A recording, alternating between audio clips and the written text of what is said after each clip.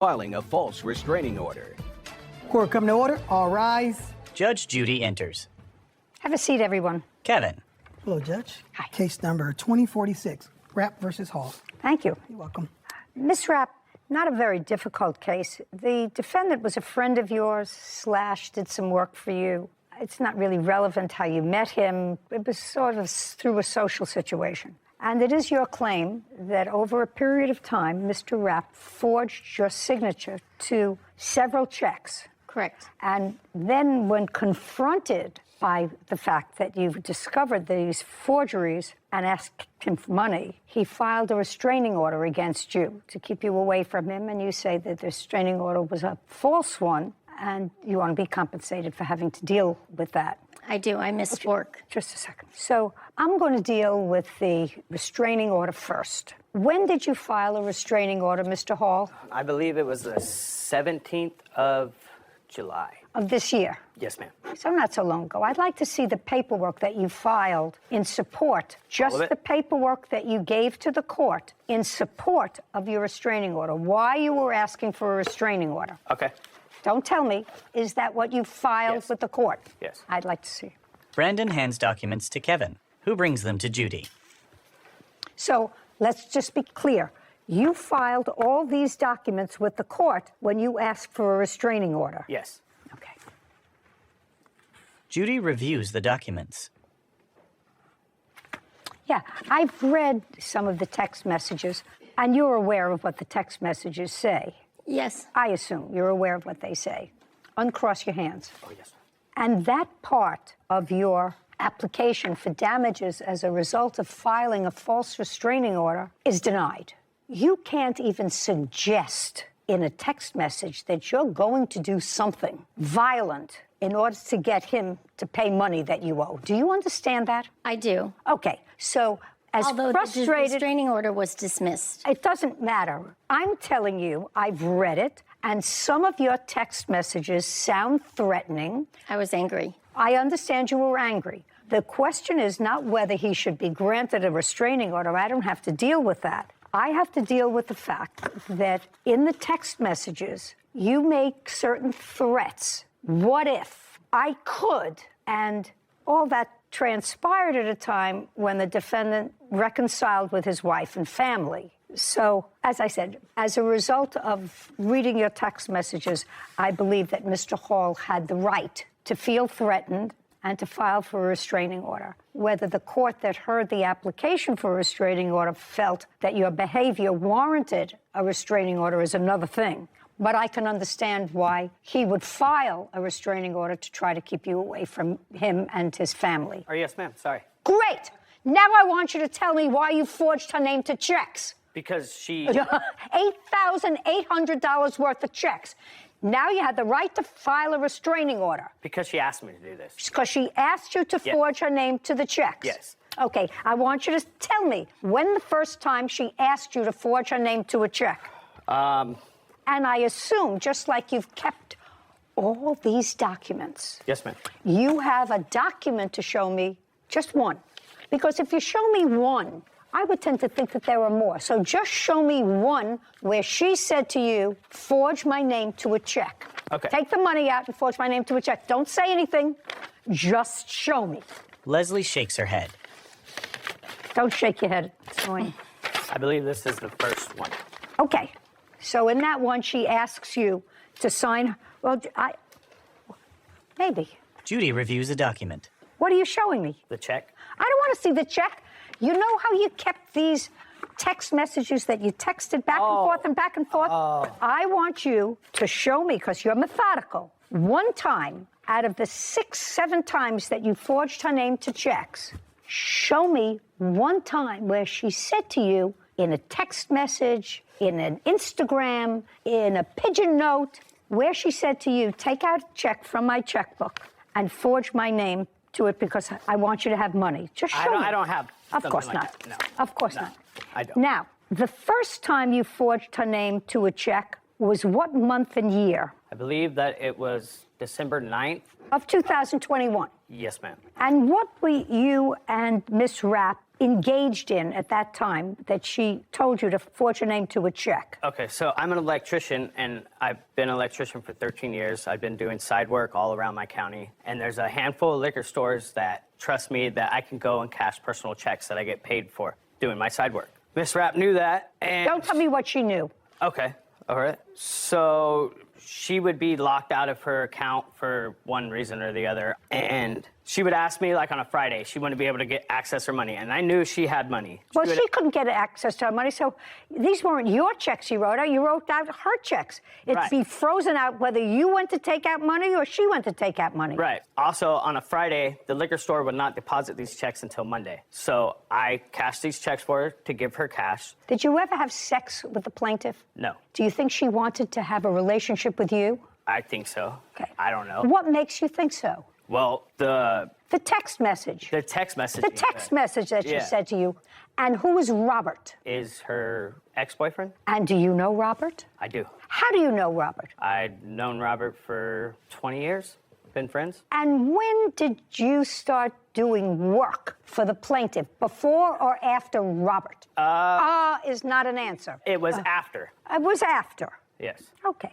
Give me an idea of when. You've cashed the first check in December of 2021. Give me some idea of when you were aware of the fact that the plaintiff and your dear friend of 20 years were no longer an item. Is not an I answer. don't know what month he was arrested. So Arrested for? June, maybe? Arrested for? I don't know his charges. I don't believe that.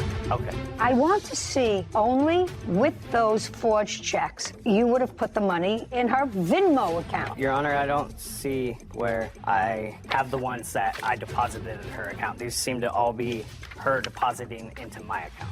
Duh. You were happy she left. No, ma'am. You wanted her to stay. No, ma'am. Then you were happy she left. No. Then you're a masochist. Somehow you want to live with Probably somebody. I am. You want to live with somebody who's messy, floods your apartment, weren't a good fit, and yet you were happy with that.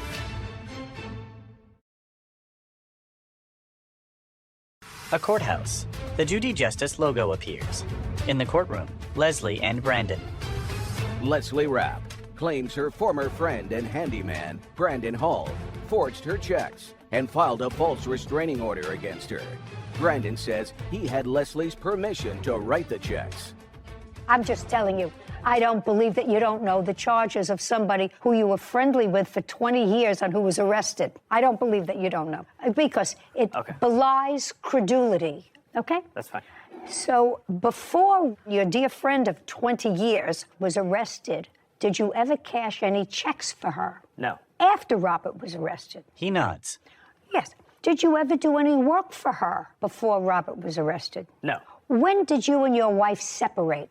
Month and year? Maybe February of 21. And were you still together with Robert in February of 2021? Yes. And when did you and the lovely Robert separate? Robert was removed from my life August 11th of 21. The defendant acknowledges in his answer that he forged your name, not only your name, your signature, but wrote out checks, actually wrote out in his own handwriting, checks in the amount of $8,800. Yes. And he acknowledges that, but he says they were because you asked him to, or it was for work he did for you. Those were your answers, right? No, these checks were not for any jobs that I did for her. They were strictly to get access to some of her money during the weekends and stuff. And then when she was out of town as well. Get her access to her money and when she was out of town. When she was out of town, if you cashed her checks when she was out of town, how did she get money? I Venmo'd the money to her. Okay, so that you have a record of, that you Venmo'd the money to her. Yes. I'd like to see it. I'd like to see it. Here you go. He produces documents. Here's all the Venmo deposits. Her sending me To money. her. No, not just a second. Try not to confuse me. I'm an old person. I want to see only the monies, because she's going to show me the checks that you forged. And contemporaneously, which is a close period of time, with those forged checks, you would have put the money in her Venmo account. On a couple of different occasions, yes. Just a second. Just show me those cases. She's going to take out the checks that you forged. And those checks should coincide date-wise with the Venmo transactions. Am I doing that right? Yeah. Venmo. Yes. Your Honor, I don't see where I have the ones that I deposited in her account. These seem to all be her depositing into my account. Duh. Yeah. So Okay. I do have. So let us understand this, Ms. Rapp. Did you ever give him permission? The answer is yes or no. No. Did you file a police report? Yes, I did. You did. I'd like to see a copy of the police report. I haven't. Then we're in good shape. Leslie hands a document to Kevin, who brings it to Judy. She reviews it. Mr. Hall, how many weekly payments did you make to her on Friday? I have a list of that from. From February. This is from Mrs. Rapp in. No, I'm asking you. Yeah. I'm asking you, how many payments did you make for writing these unauthorized checks to her? Seven. And what was the total amount of those checks? $3,700. Why in the world would you pay her $3,700? If you could look in those messages, I was being. She was saying she was going to put me in jail for doing things. For forgery. Okay. For forgery. Right. And you asked her not to. Right. And you said, I'll pay you back. Right. Right. I'll pay you back. Just give me some time. I have 2 kids to support. Right. Is that what you said to her? Yes. $8,800 judgment for the plaintiff. We're done here. Ms. Jun. Well, I'm happy about the outcome because I think it's bogus, man. I really need the money. Because she started all this craziness as soon as I went back to my wife. There was never a relationship between the two of us. After that, when she started doing all this, is when I went and filed for a restraining order. He did that as a direct retaliation for the police report I filed. She's gonna have to call somebody else for sure. It's definitely time for a new handyman. Judy and Sarah. Just a casual note. Yeah. I have been with my husband, your grandfather, for almost 50 years. And we each have our bank account, and then we have a joint bank account. I have never either asked him or given him permission to sign my signature to a check. Yep. He hasn't never asked or given me permission to sign his signature on one of his checks. Now, we may ask each other, listen, it's busy, I'm going to go through these checks. We're making all these checks out to the doorman and to Christmas time and whatever, and then I'll sign them. Just doesn't happen. So, Doesn't make sense. right. And so what it is to any job that you do, whether it's a lawyer or a judge, you bring with you your own common sense and your own life's history. I hope that works, because I cannot imagine somebody saying, write out a check for yourself. I don't know you, we're not involved, we're not married, go help yourself to a check and write it out. I can't. Case number 2029, McCray versus Onwaka. All parties, please step forward. Brittany McCray is suing her former roommate, Lulu Onawaka, for a rental deposit, moving costs, and lost wages. Miss McCray, you were looking for a room, and you rented a room in defendant's apartment. It didn't work out. You were unhappy. She was unhappy. You moved out. And now you want return of rent, deposit, moving costs, lost wages, and emotional distress. She also said, didn't work out. We didn't like each other. It just wasn't a good fit. So you were happy she left. That's either a yes or a no. You were happy she left. No, ma'am. You weren't happy you wanted her to stay. No, ma'am. Then you were happy she left. No, ma'am. I wasn't happy she left. Oh. Let's see. Judy consults a document. Okay, this is what you say. Brittany, that would be you. Yes. This is your answer.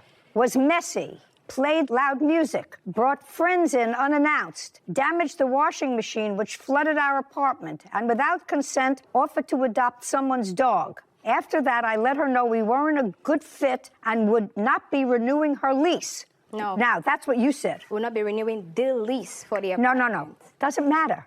I just read you something. I read you your answer. Now, does that sound somebody that was happy with their roommate? I define happiness for myself. I've lived in co-living where I've had to live with people I do not like. What? And make it work is what I'm trying to say. So No. that wasn't the No. issue. The damage she's referring to was actually me attempting to change the locks on the door. Lock I was on the trying door. to change the lock because during my time away, all of my belongings were still in the property. Did you damage the door?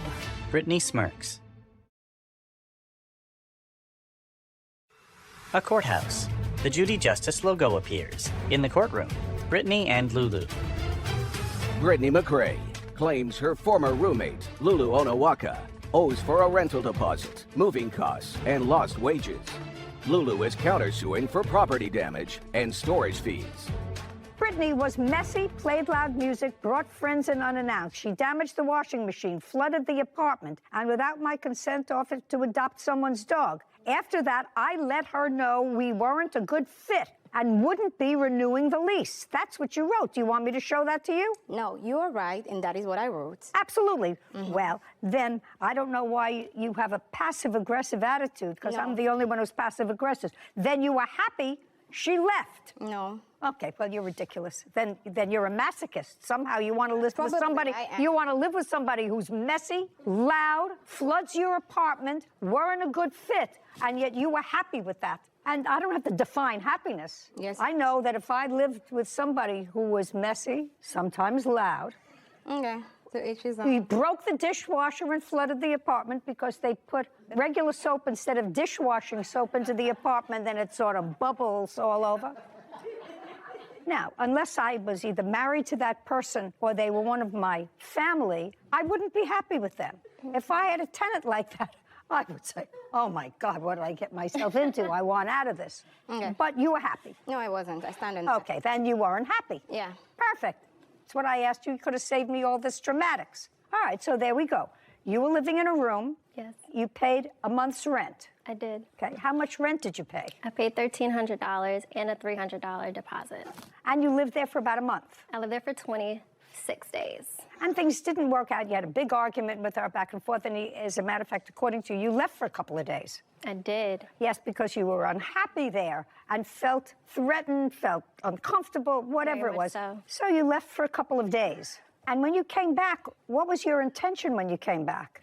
So No, look, not so. Look at me. You left because you were unhappy. You came back. What was your intention when you came back? I never left because I was unhappy. I left because I was evicted from the property by the defendant. Just a second.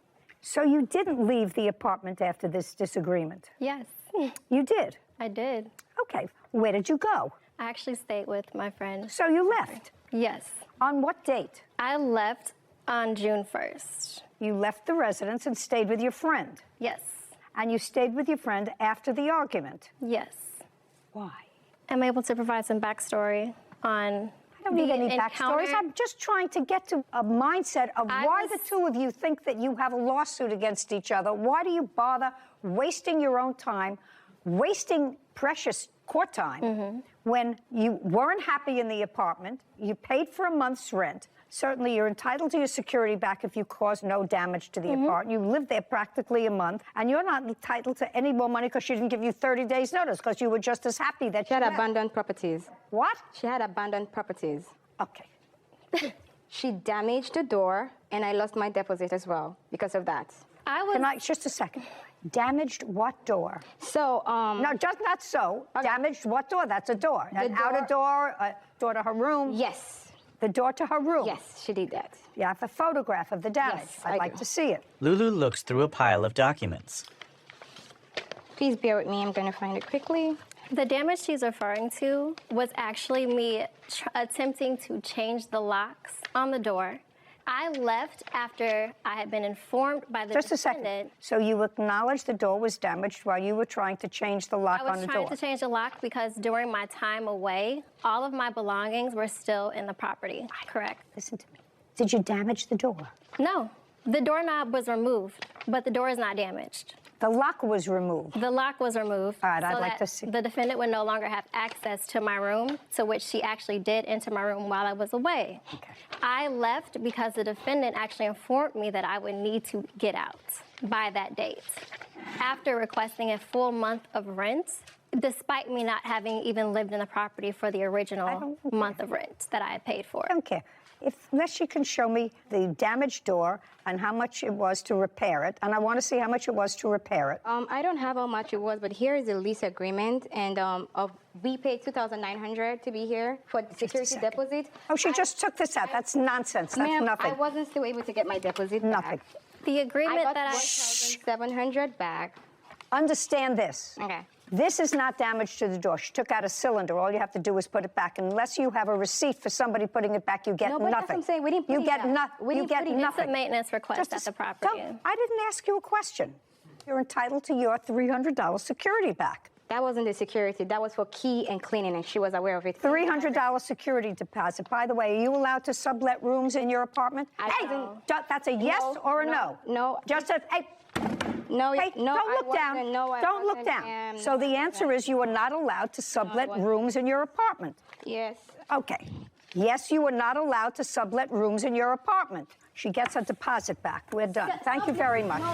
Court is adjourned. I didn't concede to her requesting me to clean out a garbage at the apartment, and at that point, she lost her entire senses and asked me to move out of the apartment. Always pick your roommates more carefully. Okay, so I don't have anywhere to go really on this case except to suggest that people who feel good, look like they have a job, look as if life is otherwise okay for them, and they move into this rental situation, which is very difficult. I never could understand it, to move in with a stranger in an apartment and just rent a room when you don't even know whether you're compatible, whether you have similar interests, similar time schedules. I always thought that that was fraught with danger, and it keeps me in business here. But here you have two women that were both unhappy. Business, vet bills, and an assault. Court come to order. All rise. Judy enters. Have a seat, please. Kevin approaches. Hello, Judge. Case number 2036, Carter versus Ashley. Thank you. Welcome. Your sisters, is that correct? Yes. You decided, according to your complaint, to go into a business, some sort of a doggy daycare. In what month and year did you decide to go into that business? This year, 2 months ago, May. Do you have any dogs of your own? Yes. How many? I have a poodle and 2 pits. And you? I have 4 pit bulls. Did they all live in your home? They did, yes. They did? Yes. The two of you decided to go into this alleged business and needed some space, according to you, and went to the defendant who was renting a house. Is that right, Mr. Ashley? No, it's not a house. What is it? It's a building. What kind of building? It's a commercial building. Okay. On this commercial building lot, there's a backyard or a back Yes. empty space, and it's an open space with a fence. Yes. So it's not a home. No. What arrangements did you make with the Carter sisters to rent them that space? I made arrangement with Deborah Carter. Yes. Charles hands a document to Kevin, who brings it to Judy. She reviews it. Deborah Carter. Correct. That's you. Yes. When for the first time did you meet Deborah? I think it was around the 4th of June. And she wanted to bring some dogs onto your property. Correct. How many dogs did she want to bring on your property? She didn't tell me. She told me she had a kennel. And when I got there and she had the dogs there in 2 cages, it was 7 dogs, 7 pit bulls. In cages? And yes, and they're there today. They're still there? Yes. May I see them, please? I don't have them, and I didn't know what to get together. Okay, I'd like to see what pictures you have, sir. He hands documents to Kevin. This is the 30-day notice that I've given them, and those are the pictures where she damaged. Miss Carter, sometime after June of this year, did you place dogs in this fenced-in open space in cages? Yes. Loud. You hear the way I'm talking? Yes. And how many dogs did you place in the cages? At that time, it was 7. 7 adult dogs. No, there's 3 adults and 4 puppies or 5. How old were the puppies? They were 6 months, 5 or 6 months. Who did the dogs belong to? Me. So all those dogs... Well... Judge, let's get it right the first time. This is not going to get easier. This is going to get harder, Miss Carter. So the 7 dogs that you... Stop playing with your papers. The 7 dogs that you placed in the cages were your dogs. Mine's my sister's and another friend. How many were yours? You had 4 pit bulls. Mm-hmm. Were your 4 pit bulls there? Yes. Yes, that's a yes. So you're 4. Your sister has 2 pit bulls. Were her... Look at me. Your sister has 2 pit bulls. Were her 2 pit bulls there? Yes. So that's 6. And somebody else had 1. Mm-hmm. Who was the person who had 1? They're not here. It's a friend. We were watching their dog. They Okay, have a so dog. you put your 4 pit bulls, your sister's 2 pit bulls, and a friend's pit bull in 2 cages. No, How many cages? there are 4 cages, but Okay, I'd like to see pictures of the Here you 4 go. cages. There you go. Denise hands a photo of caged pit bulls to Kevin, who brings it to Judy. and that's just to separate them. Your Honor, when she By first- 6. Shh, just a second. Prior to meeting the defendant, where did you keep your 4 pit bulls? In the yard at my home. Was it in the backyard that you kept the 4 pit bulls? Yeah, they had space in the backyard, but they stayed in the house. And then when it's time to do that thing, they go outside. They stayed in the house in the living room. So they were house dogs? Yes. And what about your 2 pit bulls? I stayed in the front house. They stayed in the house with me. On what date did you bring your pit bulls to the yard? June 4th? June 6th. 6/6. And you paid him for a month. Is that right? Yes. How much did you pay him for the month? $500. And the 3 puppies that were 6 months old, what did you intend to do with those? We had people that wanted them. We were supposed But to. just a second. Were they yours or hers? Who did the 3 puppies belong to? Me. They belong to you. So don't speak for her. Okay. Good. I've been speaking Now, for all just a my sec. life. I don't care what you've been doing all your life. Right now, I'm getting answers to someone who may or may not be swift enough or savvy enough not to tell me the truth. Did you ever have more than 7 dogs in the yard? No. Okay. So this is what I'm sort of confused about. Of the 7 dogs that you kept in his yard, 6 of them were pit bulls that belonged to you. And what you're suing him for is, you say, because of him, you lost your kennel business where you want, well, that's what it says here. You lost your kennel business. Daycare. What? It's a a dog daycare. daycare. It's a daycare. There's no dog daycare. They were your dogs. No, we were supposed to be inside. We were only supposed to be outside for a week. The business is a business, like you said. It has a storefront. It has a middle section. The storefront is where we take the small dogs. When you come in, we'll greet you, assess it, bring in the small dogs. If you have bigger dogs, he has a middle section. We were supposed to split the building in half. And he never He split. never cleaned the inside of the building. We had to go in there, power wash it ourselves. We bought our own paint. We were only supposed to be outside for 2 weeks until his people cleaned the inside for us. Okay. Is that what you were supposed to do? No, Your Honor, they are lying. Okay. The building was a motorcycle shop. They ain't bought no paint. They ain't cleaned nothing in it. It's still not clean. Okay. And Were they they just a didn't second. have no money. Just a second. How much in total did they give you for rent?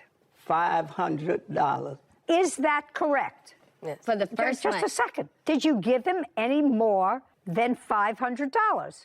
No.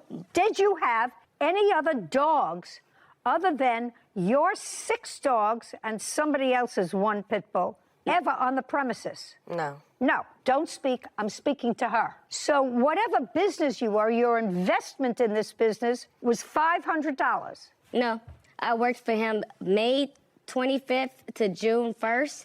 I cleaned out 25 refrigerators. I don't care. That's not in here. That So I was don't- a pay. Yes, it is. She ain't worked for me. Just a second. I sent it to you guys. Just a second. Miss Carter, there is absolutely nothing here that says that you worked for him and he owes you for that. Well, Let me tell you what your complaint states. Your complaint says money owed for sabotaging a business, vet bills because one of your dogs was injured, and I'm not saying- actual and punitive damages for assault. That's what you're claiming. I'm just saying that I cleaned those appliances. I He don't- said that that was a payment for rent. So that was for the second month of rent. It was lying, Your Honor. $500. Just a second. He was supposed to pay me every day, but I just told him to put I it don't- towards the rent. Okay. And that's what we agreed to. So Okay, the first month and the second month was paid for. Listen to me. My question is simple. Yes. Sorry. There's only one attitude here, madam. Stand up. Are your dogs still there? Some of them. Get them off his property. Why is It's that? not It's his over. property. Very easy. You want to keep dogs in a cage like this? I can't control that. I am certainly not putting a judicial imprimatur on keeping dogs, and I don't care what breed they are, in cages in a backyard. So what I'm telling you this is you have 24 hours to get your dogs off that property. Get them off.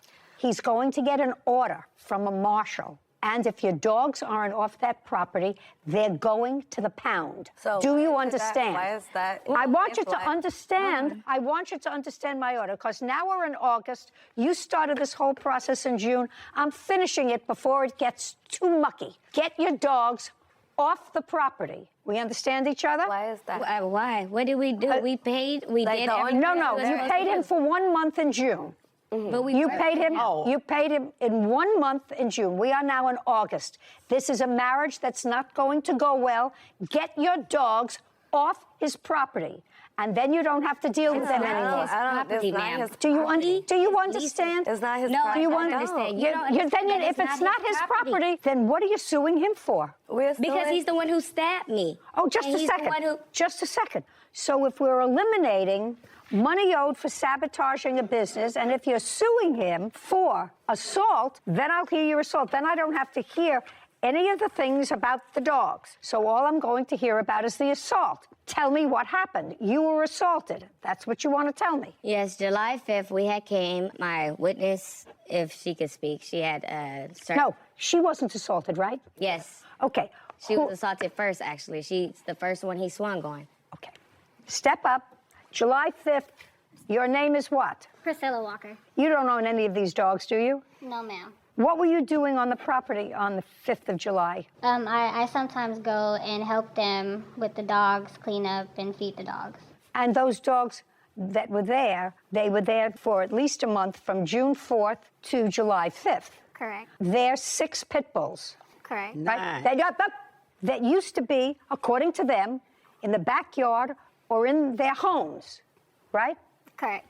Okay, now, Priscilla, I want you to look at me, and they're your friends, right? So you went over to help them. Yes. I want you to tell me what it is that caused them to take these house dogs, dogs that were in their homes and in their backyard if they had to relieve themselves, don't speak, and move them into cages in a backyard in a commercial building. I want you to tell me that. Your Honor, that wasn't the intent. They moved the dogs for a bigger space because they're entrepreneurs and they wanted to start a business. Just a second, it's not their business. Business is starting a business with somebody else's dogs, not your dogs. They wanted to start a doggy, uncross your arms. They wanted to start, according to them, a doggy daycare. That I understand. But you don't start a doggy daycare by taking your dogs that are house dogs and putting them in cages in somebody else's backyard. Why not? Or somebody else's space. Your Honor, that's not necessarily true. We're millennials. When you're boosting a business, you want to use yourself and what you have as advertisement, and that's what they did. So the other dog that they did have was a friend, and the friend was actually paying for that dog to stay there. So it did deem it a business at that time. You still haven't answered my question as to why their 6 pit bulls were in cages when they were formerly house dogs for a month. Your Honor, the gentleman over here to my left did not allow them they didn't have access to what they paid for. Just a second. Are you telling me that for a month they didn't have access for the dog? You just told me that you would go there and help them clean up. To the inside of the building that was promised I'm not to them? talking about the inside of the building. Okay. And the Pay clear. We got the whole yard. Pay careful. junkyard on his inside the side. building. So They're not hearing all of you, and you're not answering my question. The 3 of you went there for what purpose on July 5th? To feed and clean up after the dogs. How'd you spend the weekend with them? I was I'm not speaking to you. Deborah grins. A courthouse. The Judy Justice logo appears. In the courtroom, Deborah, Denise, Priscilla, and Charles. Denise and Deborah Carter claim their former landlord, Charles Ashley, broke an agreement to store their dogs. They also claim he assaulted them. Charles claims he was the one who was assaulted.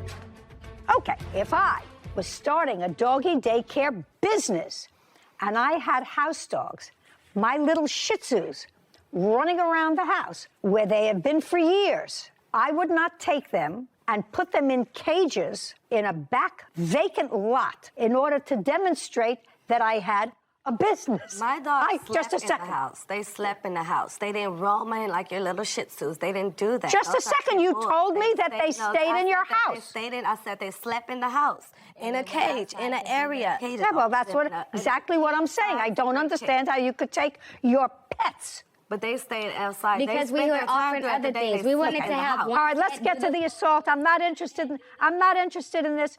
Now, Your Honor, I have the lease here. I'm paying the owner $4,000 a month. He lied Okay. to the loaner and said he wasn't going to do any sublease, and he subleased the only us. thing I'm interested in Right. He is subleased us. the only thing I'm interested in is the assault. The So, only- Priscilla, don't speak. The three of you went there for what purpose on July 5th? To feed and clean up after the dogs. Okay, and you had done that before? Yes. And when you got there on July 5th, was that over a holiday weekend? Yes, it was.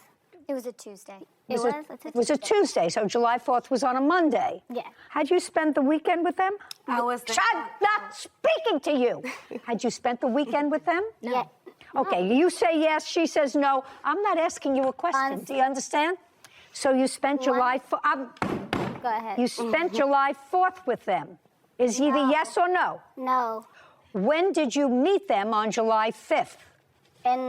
Around the morning. Around what time? 11 a.m. You're asking me with a question. 11 a.m. I don't know if it was 11. I'm 11 asking a.m. you. 11 a.m. Did you have a discussion with them Regarding? regarding the dogs, what you were going to do that day? Of course, we always have discussions about what we're going to do during the Okay. day. When you spoke to Deborah, did you ask her when she had last seen the dogs? No. No, you did not. Deborah, prior to July 5th, when had you last seen the dogs? July 4th. What time? It was about 5 o'clock. I was in there, cleaned them up. He came, locked me in for 4 hours. Okay, so on July 4th, you were in there feeding the dogs. Yeah. And July 5th, you went back in the morning again to feed the dogs. Mm-hmm. Is not an answer. Yeah. Now, tell me what happened when you got there on July 5th.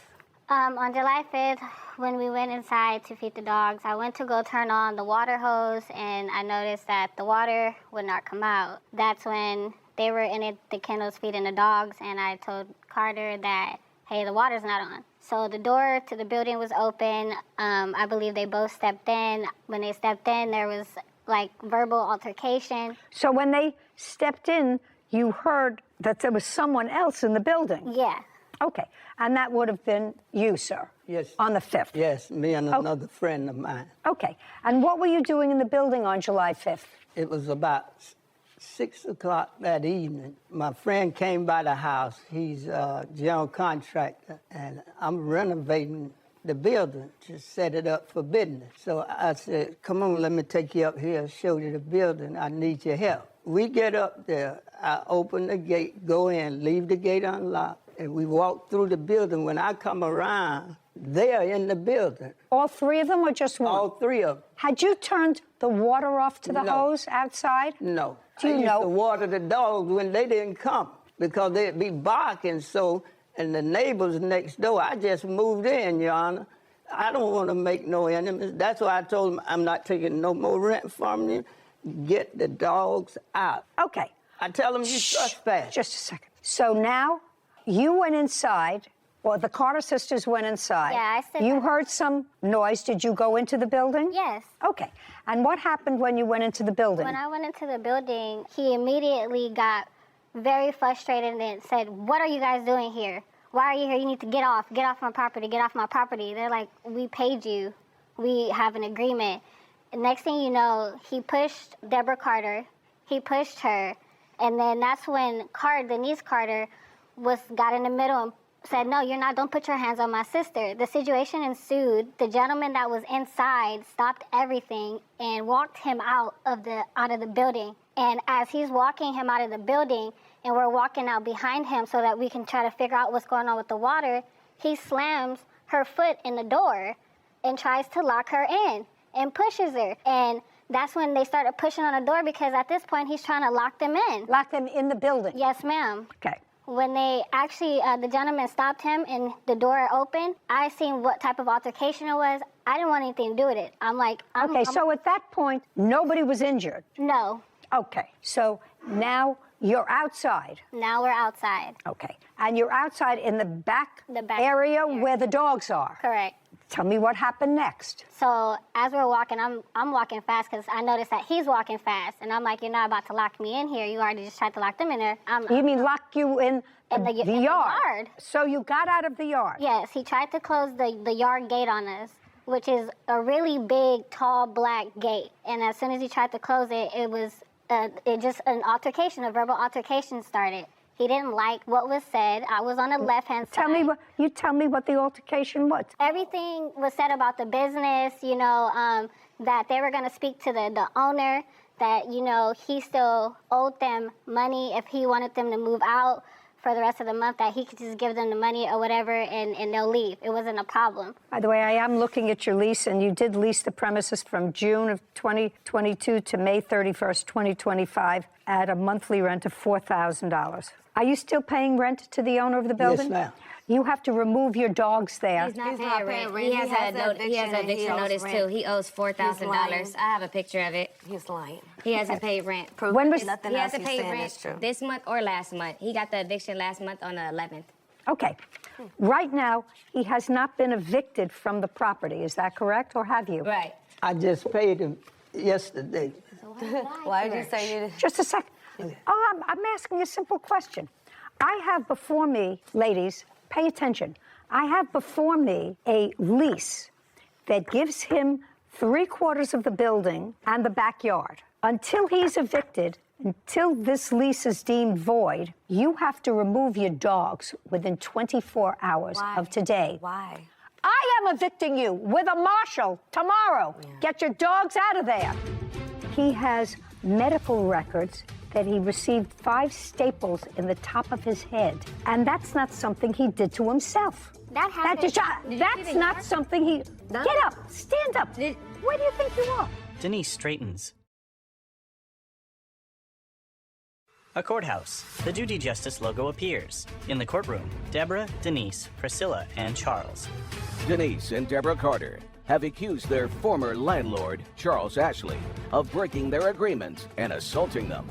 Charles claims Denise and Deborah attacked him first.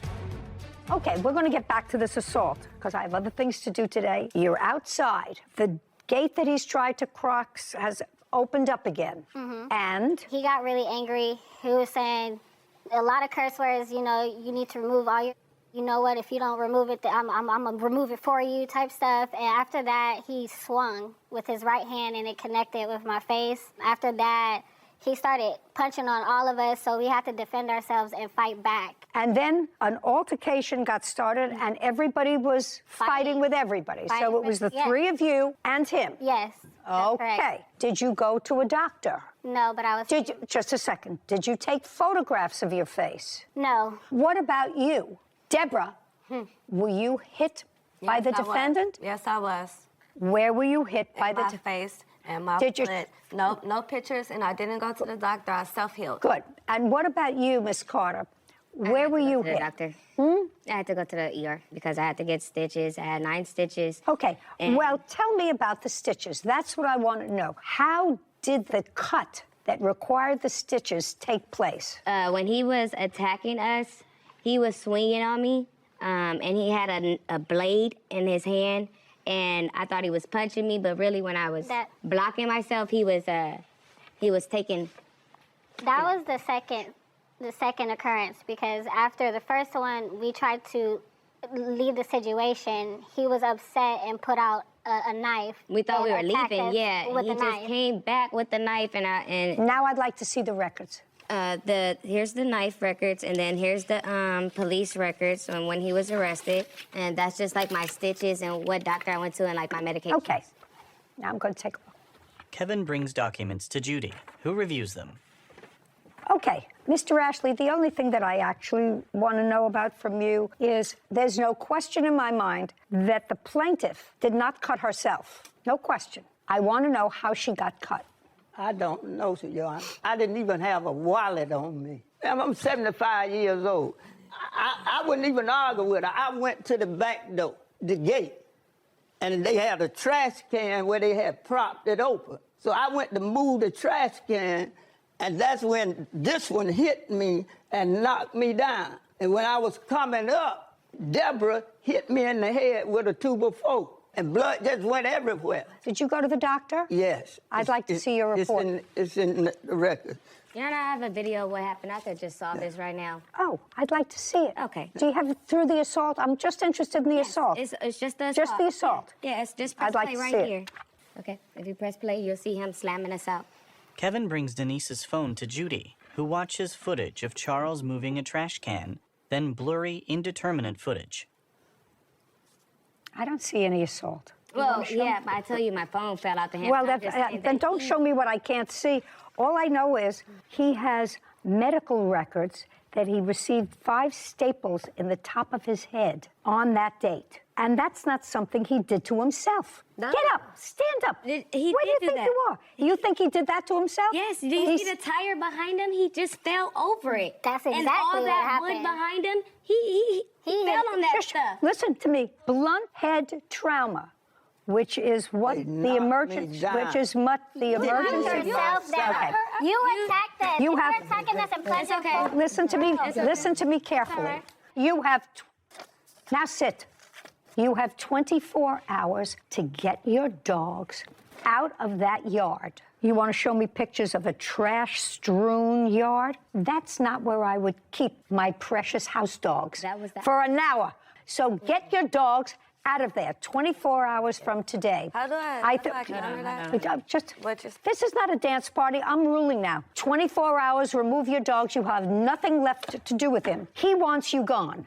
I want you gone. I want those dogs out of the cages on that property, and I want them gone within 24 hours. Now, there's no question, Mr. Ashley, that both of you were injured in that altercation. No question. All I'm asking is, subsequent to your arrest, did you have a hearing? No, Your Honor, I have it right here. They rejected the case. May I see it? They wouldn't even hear it.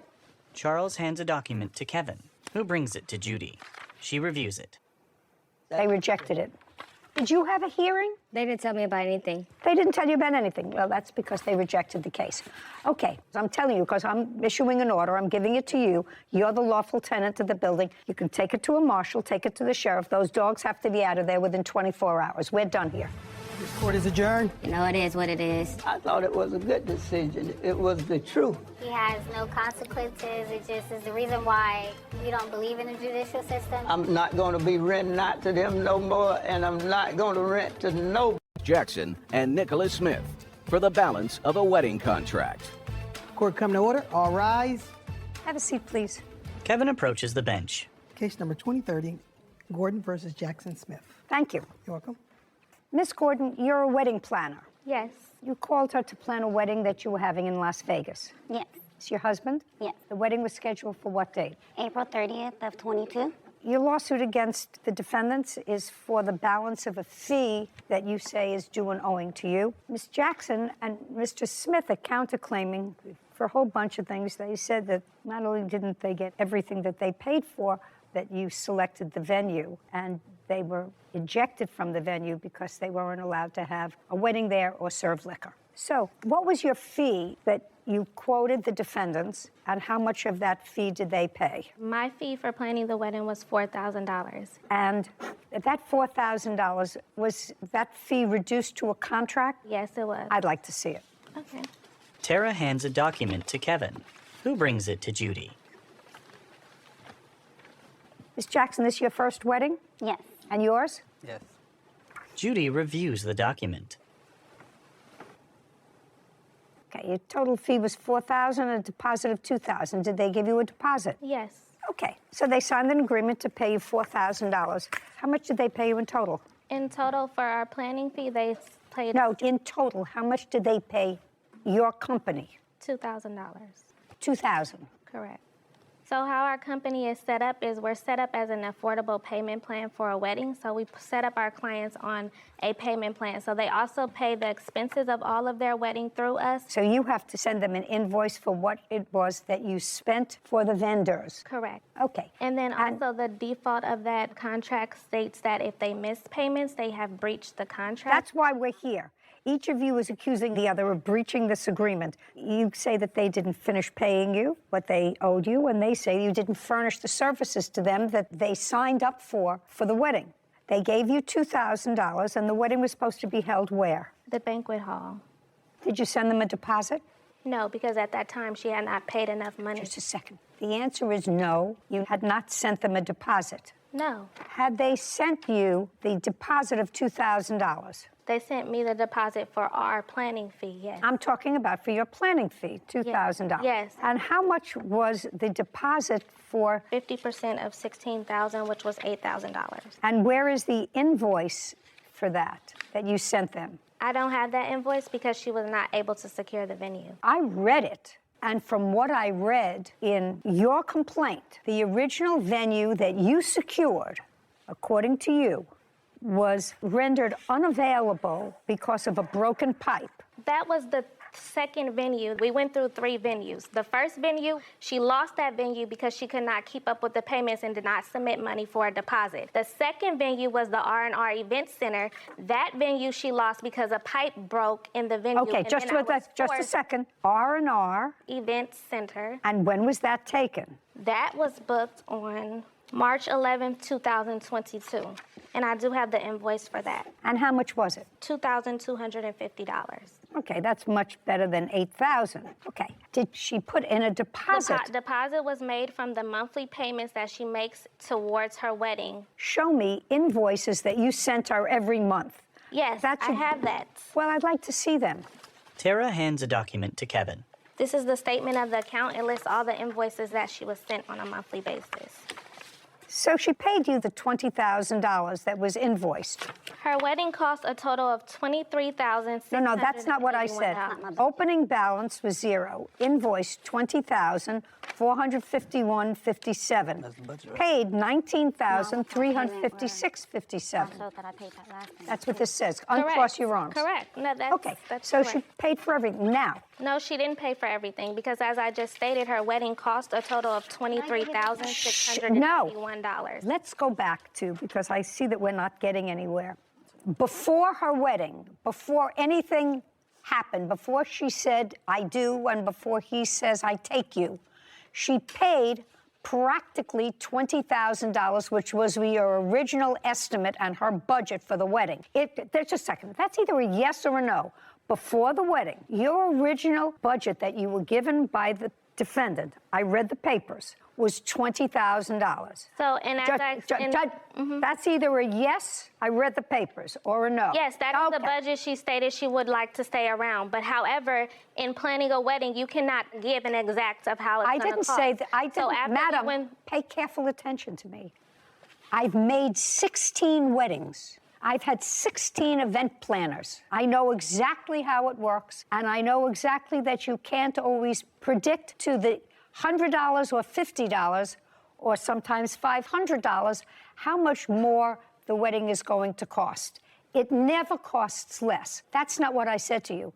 I said by the time the wedding took place, she had paid the vast majority of the original amount that she said she wanted to spend for the wedding. And that is accurate. She said she wanted to spend $20,000. She gave you over $19,000. Did that include your fee?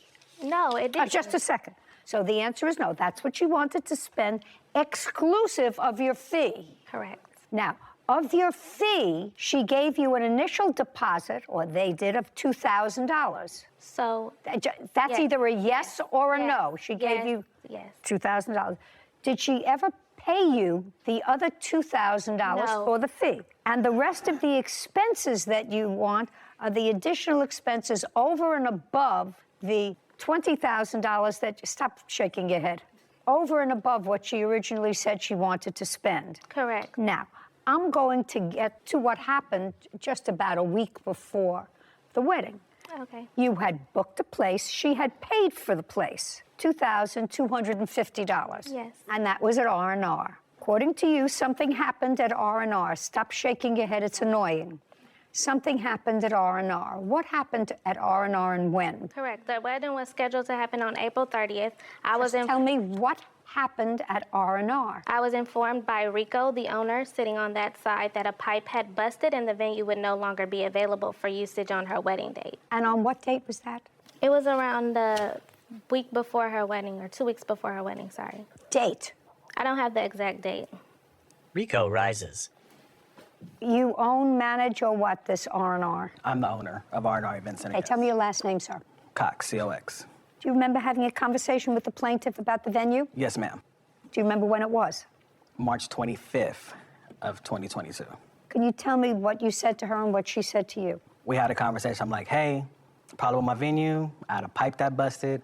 I won't be able to host her wedding. Well, the reception, I should say. So I informed her I can put her in contact with other venues that I may know, or I could send her back the deposit. She asked for the deposit back. I sent the deposit back probably within the hour. How much was the deposit? $2,250? No, ma'am. How much was it? $1,125, which was half. So 50%? Yes, ma'am. So you sent her back the deposit? Yes, ma'am. Did you receive the deposit, Miss Gordon? Yes, I did. The wedding wasn't until April 30th. So you had plenty of time. Well, not plenty of time. You had time to look for a new venue, or else they were going to have to change the date. Correct, and they found Just it. Shh. What venue, you can sit down, Mr. Cox, thank you very much. What venue did you select? And had you ever used them before? No, I had not. I never worked with a challenge budget like this for a venue. If you don't like the budget, don't take the gig. Yeah, I won't. And that's where the reception was held. But that venue was not allowed to have this kind of party. I was not aware of that until the day of the wedding. That's your problem. Mm-hmm. That's not their problem. They hired you as an event planner. They did, and Just they got second, a wedding. The wedding went the entire time. The wedding was not closed until after the wedding had already ended. So they used the venue regardless. Okay. Miss Gordon, it's your job as the event planner, which is what I don't understand you being here. It's your job as the event planner. They don't live in Las Vegas. That's your job to ensure that the place that you select is a venue that's capable of performing the duties that you outlined in your contract, which means they serve food, they're allowed to serve liquor, they're allowed to dance, they're allowed to host an event of how many people? It was supposed to be 120, but all of my guests didn't get their invitation. So. Okay, so over 100 Actually, people. Your Honor, it wasn't that they were not allowed to have the wedding there. They were allowed to have the wedding there. What they were not allowed to do was the business was not allowed to operate after a certain time, and that is what the business owner produced to us. Just a second. You want to show me a contract that she signed with that yes. business owner? Miss Gordon? Yes, I do. Yeah, I would like to see the contract that you signed with this business owner. Tara produces a document, then hands it to Kevin. He brings it to Judy, who reviews it. Sarah, just for my own information, would you look up this venue, please? Tell me what you find. Sure. Judy hands a document to Sarah. Miss Gordon, this space was a little less money than the previous space that you had selected. Correct. $500, $700? Yes, and that's because they were not providing all of the things that the original event place was providing. Was this event space that you booked at the end of the evening, I don't want to use the word raided, closed by the police? That's either a yes. Did the police arrive at this venue? Yes, they did. Okay. And what time did the police arrive at the venue? They arrived at 9:30. Is there a police report that anyone has? No. And how many parties have you done where police arrived at the end of an evening or during the course of an evening in the 2 years that you've been in Las Vegas? Never. And the police arrived at this wedding not because anybody was creating a disturbance, there weren't shots fired. Well, no, that is why. Beatrice's eyes widen. Caption coming up. You may say so, I don't know anything about the venue, but that's your job. You're supposed to know about the venue. When I told her in the first place that she needed to postpone her wedding, that was my professional You mean that's advice. No, that's not what she hired you for, to tell you to postpone her wedding. Whitney smirks. A courthouse. The Judy Justice logo appears. In the courtroom, Tara, Beatrice, and Nicholas.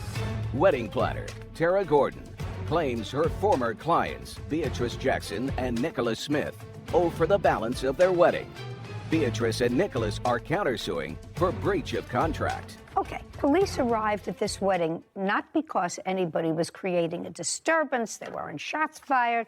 Well, no, that is why. They initially had a report because Well, I don't know that. If you can show it to me, I don't have the I'd be police more than report. happy to look at it. The police showed up. May I bring my witness up, please? For what reason? Because she can attest to the altercation that took place prior, which is why we were even brought up on the radar, because the other businesses in the vicinity of where the business takes place had complained. There was a lot of altercation back and forth outside of the event because she refused to sign the agreed upon payment plan to continue payments after the wedding. You understand that I'm not particularly sympathetic. I'm not I'm letting you know I'm not particularly sympathetic for the following reason. Somebody plans a wedding and has a budget of $20,000 plus your fee. So that's, say, $25,000 that they either put together or are saving up for a wedding, first for each. A week before the wedding, something happens with the venue, where the wedding could not be held at the venue of their choice. They're relying on an out-of-state wedding planner, that's you, to find a legitimate venue that is licensed to have an event. When they get to Las Vegas on the date of the wedding, you present them with a new contract. No, that is not true. When did you have it incorrect. Just a second. When did you give them? Because you said that the problem, which caused the police to come. Just a second. I don't understand. Before I selected the very last venue, she was on FaceTime with me, looking at the venue with me, because I informed her I've never worked with this venue. I don't know anything about the venue. I told her that the best thing for her is to postpone her wedding. She was already behind in payments. This is her third venue. Just a second, she paid you almost the entire $20,000. She paid it in March. In March. Doesn't matter. She paid you almost the entire 30 days before her wedding. That's what you're not hearing. I'm not looking at you. Before her wedding, she paid you almost the entire amount of the $20,000 that she originally gave you as a budget before the wedding. If you look at the contract, it says that you're going to make monthly payments so that we can adequately plan your wedding. You booked me back in 2021, almost a year before your wedding. The wedding was to be planned over the course of that year. The initial venue that I have worked with, that I know is reputable, she ended up not paying the deposit on time, so they had to move forward with another date. After that, I didn't get any payments from her until March, when she got her tax return. And then at that time, I was forced with less than 60 days to try to find another venue, in which I did, which was our event space. And then a pipe busted in that event space. And then I was forced to find another venue for her. I told her back in January, the top of the year, you need to postpone your wedding. Before invitations went out, before of all of that, when she was having troubles with her payment plan, I advised her as a professional, I think you should postpone your wedding date. You may talk a lot, but the bottom line is, you're the expert. Uncross your arms. You're the expert. You're trying to talk over me? You're trying to talk over me? No, I'm not. Good. So you're the expert. She's out of town. The reason that she selects a wedding planner in Las Vegas is because you're supposed to know whether or not the venue that you recommend is able to take care of the party you book. You may say to her, I don't uncross. You may say to her, I don't know anything about the venue, but that's your job. You're supposed to know about the venue. When I told her in the first place that she needed to postpone her wedding, that was my professional advice. No, that's not what she hired you for, to tell you to postpone her wedding. She hired you to plan her wedding, not to give her advice whether or not. You're trying to talk over me. That doesn't happen. That doesn't happen. You have to understand there are certain things that you did. Okay. You got out the invitations. That's a great thing. I assume you got a DJ. That's great. All of those things. The wedding itself, to me, was problematic. If my wedding ended with the police coming to the venue, and it turned out that the venue was one where you weren't allowed to have that kind of an event, I would be annoyed at the wedding. They were allowed to have a wedding. No, they weren't. The police officer. The contract clearly states that. I don't care what it states. That's not what the police officer said. And you know, because you have a police I don't report, care what you it spoke to them? No, I don't you care what it reported states. You started to tell me before that the reason the police came there is because there was an altercation about you giving her another contract on that date, and there were words outside, and people were complaining, other people who were in the air. That's not what I said. What did you say? The night before her wedding, I explained to her. I want to know what's happened on the date of the wedding. Just a second. Can you let me finish so I can articulate? I want you to go because I have a limited amount of time and I'm getting very old. I thought what you said to me, and you're going to read this back, is that the reason the police were drawn to the venue is because of the arguments outside. Correct. With, let's read that That's back. what I just said. That was on the date of the wedding. Correct. You got married, and you're happy, and you had people at the wedding. You got a free wedding. And you $20,000 ain't you're almost done. Do you understand? You're almost finished. Go ahead. Whitney reads the transcript. We were brought up on the radar because the other businesses in the vicinity where the event took place had complained. There was a lot of altercation back and forth outside of the event because she didn't agree to sign the payment plan. Okay. So the reason that you said, let's go back, that the police came to the venue and then shut it down because it wasn't allowed to be used for what it was used for was because there were altercations about this second contract. No, that's not the contract we were having an altercation about. That's what I'm trying to Oh, just a explain to second. you. On the day of the wedding, Miss Gordon, did you present her with a new contract to sign? That's either a yes or a no. I did, but not for the venue. That's I don't, it's not for the venue. I didn't say it was Okay, for the venue. yes.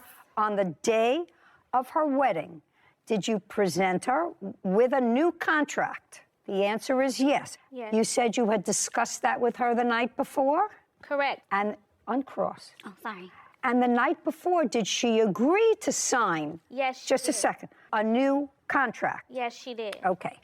And the new contract provided for what? The new contract that she was supposed to sign Provided for what? provided for the remainder balance of the $23,681 that her wedding actually cost. Because she had only paid $19,000, you have the sheet, so I don't have the have it, exact number. 19,356.57. Correct. So since she had only paid that amount and the total expenses for her wedding were $23,681, so the night before she agreed to make a payment plan with me to extend her payments beyond her wedding date to pay off this remaining balance. And is that what she agreed to on the phone? Is that what you're saying to me? Correct. She agreed with She you agreed on... She agreed on the phone to pay you the additional $3,500 or $4,000, and she agreed to pay it over time. Correct. And that was Friday night. Correct. And then she got to the wedding. Correct. And at what point did you present her with the new contract? At what point in the event? Upon her arrival to the reception venue. Now, what happened when you got to the reception venue? You'd already gotten through the ceremony, so you're already married. What time did you get to reception? So the reception was supposed to start at 5. It was supposed to start at 5, but when we got there, she wasn't even done decorating. All of my family stayed outside for another hour, including my grandmother, my grandpa. We waited in cars. Okay. I said it was supposed to start at 5. At 5. This venue that I have here someplace, you have it? I think it was supposed to start at 5:30 and end at 10:30 per the contract. Okay. Thank you. Was it supposed to start at 5:30? Yes.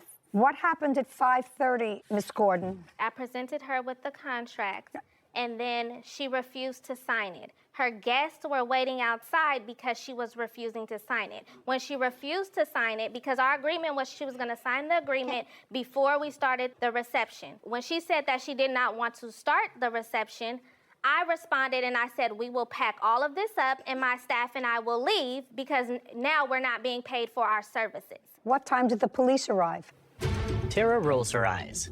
Caption coming up. I'm telling you, I would be furious if I spent $20,000 for a wedding and my evening ended by the police having my guests leave.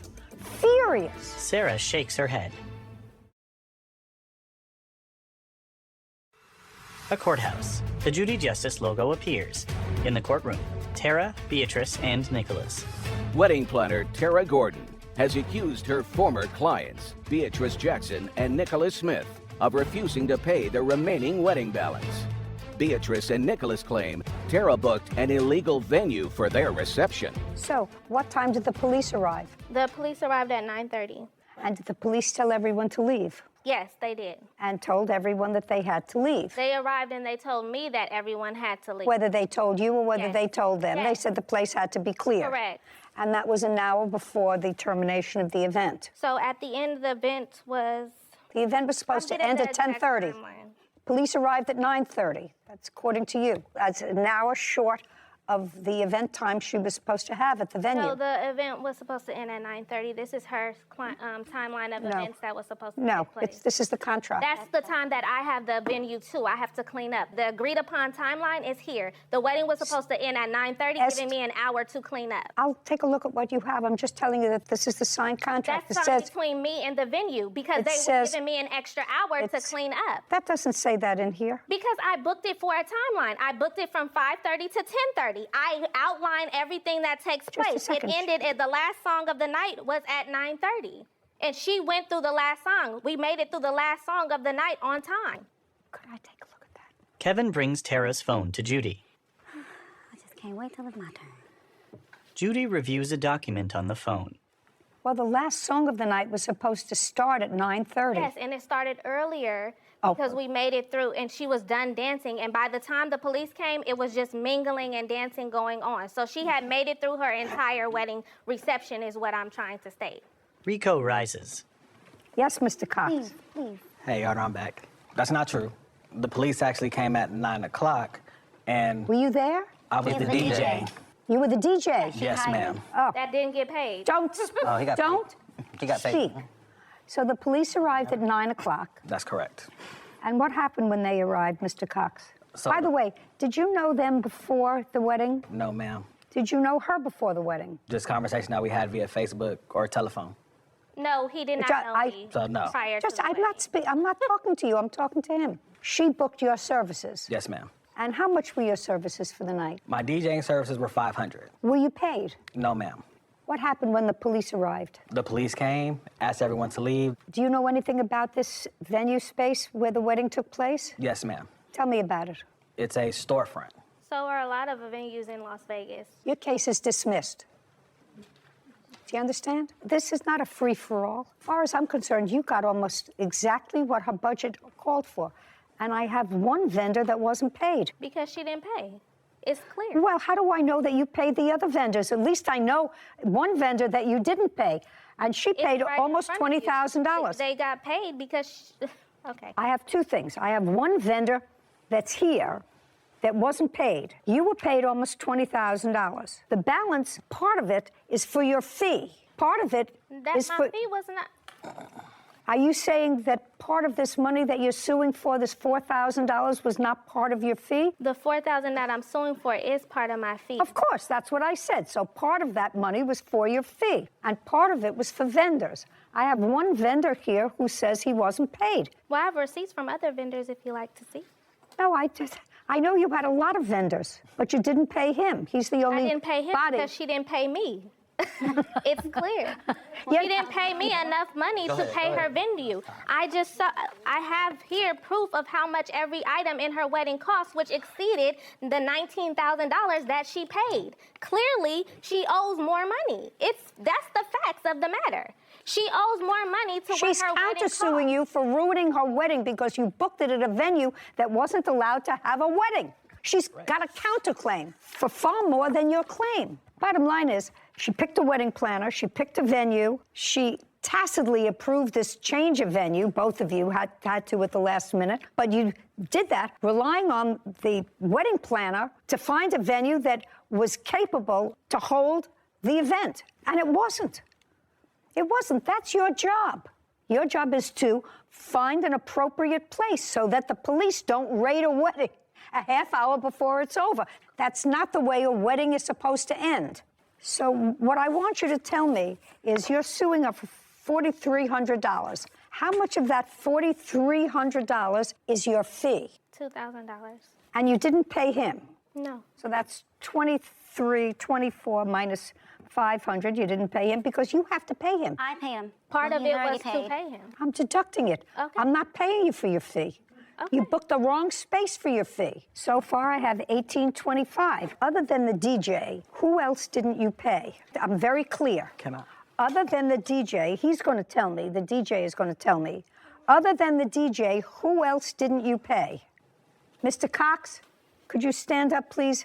You seem to want to tell me something, and since you didn't know either one of these parties, I'm going to let you tell me. Do you know any other vendor other than you who wasn't paid? The bartender also was not paid. Bartender. That's correct. Which is his wife. That's correct. I don't care if it was his wife or not, it was the bartender. Right, but what I'm saying was the bar was included. How much were you supposed to pay the bartender? The bar and the bartender came with him. He offered to do the bar and to DJ because his pipe busted. So what I'm saying is, he said, I'll bring my bar and I'll do a cash bar, meaning That's because a bar you can't have for $500. So we'll do a cash bar. Correct. Did you do a cash bar? Yes, ma'am, I did. Okay. So you made some money off the cash bar? Yes, ma'am. Yes, of course. Got it. Now you can sit. So what you paid him was $500 for both. And $150 for the bar. $650 total. That's what he charged them outside of the wedding. This is a very easy case for me. You were paid almost $20,000. I wasn't paid anything. I was paid $2,000. And I would feel doubly furious if on the day of my wedding, as a new bride of an hour, the event planner said to me, you can't go in unless you sign this contract, modifying our first contract. The contract was not to modify. Your case is dismissed. We're done. Okay. This court is adjourned. So you counterclaim. Outside the courtroom, Tara, then Beatrice and Nicholas. There are some things that I realized that, I could have done better. Basically, 10 days before the wedding, add additional $4,000 on top of $20,000. That never happened. It was just her way of just trying to come up on more money, in my opinion. At the end of the day, she had got her wedding. Judy and Sarah. I'm actually sometimes surprised at professionals like this woman, who is an event planner, has a reputation. Mela Turturelli for personal belongings. Court come to order. All rise. Judy enters. Be seated, please. Kevin approaches. Hello, Judge. Good. Case number 248, Bolio versus Thompson's Turkey Valley. Thank you. You're welcome. How old are you, Miss Bolio? I'm 31. You have 2 kids? I have 3 children. 3. How old are they? I have a 10-year-old daughter and 2 sons that are 4 and 5. What kind of work do you do? I stay at home with my children. And how long have you been staying at home? Since my first son was born. So for 5 years? Yep, my first son. And what had you done before? Housekeeping, and while I was pregnant with both my sons, I did do beet harvest. There came a time, sometime, I think, was it last year, that you needed a place to stay. Yes. 2021. Yep. Why? September 29th of 2020, me and my boyfriend had broken up, so I had stayed in a shelter. Is your boyfriend the father of either one of these children? All my children have the same father. Me and him had broken up at the time, and I left from where we were staying at the time. Our living was West Fargo, to the YWCA right away, the homeless shelter. And I was there for like 6 months. And during that time, I had met Carmela, and me and her became friends. And I had introduced her to my brother. And then I moved away for a little while in April, and I came back like the end of May. Where did you move to? I went to Texas. What's in Texas? A friend. Where did you meet him? Here in Fargo when I was 14 years old. So what brought you to Texas? That's where he was living, and he told me if I wanted to come live with him there, I could. You didn't have a job in Texas? He did. You? No, I did not. And from when to when were you living in Texas? I left April 15th, and I was there until like... Of 2021? Yeah. And then I moved back beginning of June, kind of. And then... Beginning of June of the same year? Yes. So you stayed there for 3 months? Yeah. And you moved with your children? Yep, all 3 of them. Yep is not an answer. Yes, all 3 of my children I moved. Okay, so you took them out of school in April? My daughter. Took her out of school in April? Yep, I did. Yep is not an answer. Yes. And we moved. You took her out of school in April to go to Texas, to live with a friend that lasted 2 months. The fact is you took your daughter out of school. I'm just trying to figure out who I'm dealing with. Yes, because I had nowhere to live. Well, there's a big place, but where do you live, in what state? Minnesota. In Minnesota? Yeah. Well, there's a big difference between Texas and Minnesota. And also, there's only 2 months between April, when school is still in session, and June, when it's over. Yes, I know this. Yeah, you know this. You're aware of this. Yes. Okay. I set this up because I really want to find out what I'm dealing with here. Now, I sort of know. In any event, you had no place to go. Your brother contacted you. You contacted him, and he invited you to come and live with him. Yes, he did. All right. That's what he did. You and your 3 children. Nope, just me and my 2 boys. So you were going to live with your brother and his girlfriend with your 2 children? Yes. You got there when? October. of 2021. Yes. Case is relatively simple. Case involves your claim that they have property that belongs to you. And they have a cross complaint that they probably would not have brought but for the fact that you're suing them. Because I think that they're just happy that you're gone. You moved in with them in October of 2021 and paid no regular rent. The agreement between me and my brother was to buy food for the house and to give him money when I can. Okay, now you weren't working. Now you weren't working, so how are you going to buy food for the house? I was on assistance through Minnesota, so I got SNAP. So you got food stamps? Yes, and then I had child support. Well, I was on child support, but I wasn't getting the money. I didn't start getting money until February of 2022. And that's when I start giving him Just money a second. every so often. In October of 2021, you were not getting child support. No. You were getting food stamps, Yes. which you said you would share with your brother. Yep. Who lives, not yep is not an answer, who lives with his girlfriend and how many children? We have no children. No children at all. We have dogs. That's fine. So you were sharing some of your food stamps with your brother and his girlfriend. All of my food stamps went to the house. Well, that's where you were living. Yep. Yes, it was. Yes, that's where you were living with your two children. Yes. Okay. What kind of work do you do, sir? I'm currently unemployed. And what does your girlfriend do? She works for a cleaning service. Okay. Now, there came a time that you got a substantial amount of money from the government. What month and year was that? Just this past April. How much did you get from the government? It was taxes. What kind of taxes? You haven't worked in 5 years. It was the child tax credit, and I did work when I moved back from You Texas. told me you hadn't worked in 5 years. I want to know what you got money from the federal government for. That's what your brother says. And I was curious. That's why I asked you the questions about working. It is. So don't make it up. It slipped my mind. What? I'm sorry. That doesn't slip your mind. I did housekeeping, laundry in a hotel when I moved back from Texas with my mother. Month.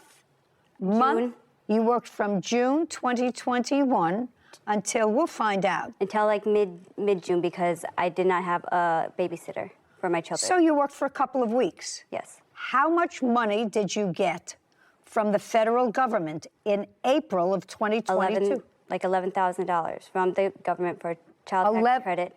So you got $11,000, not from working, not that it slipped your mind, because 2 weeks may slip your mind, because that's what you worked, if you worked at all. $11,000, you got child care credits. How much did you get for each of your 3 children?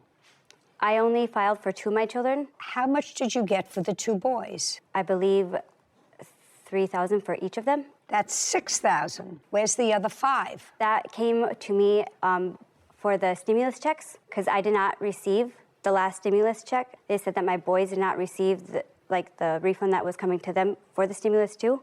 So that was all. So your boys got. Let me understand.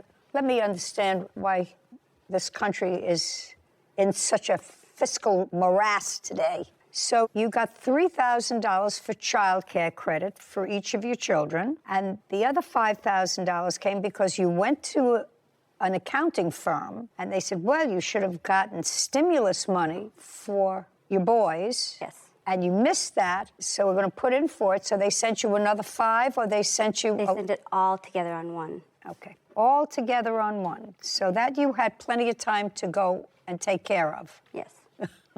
Right. Your judge actually have proof of how much she did get. Jordan hands a document to Kevin.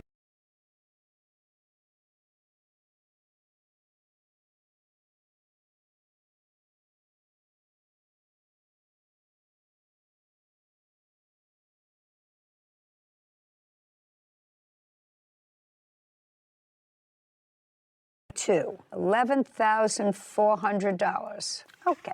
And then you went on vacation. In what month and year did you go on vacation? April of 2022. So the minute you got the money, according to you, I start looking for a vehicle. You bought a car? I started looking for a vehicle. So you started to look for a car. Now, you've been without a car for a while, but you started looking for a car. Yep. And also in April, you asked your friend, your brother's girlfriend, if she would watch your 2 children. Me and her had a discussion before April. You didn't go until after you got the money. Yes. You knew you were getting the money before April because you were going to apply for it. Yes. Yes.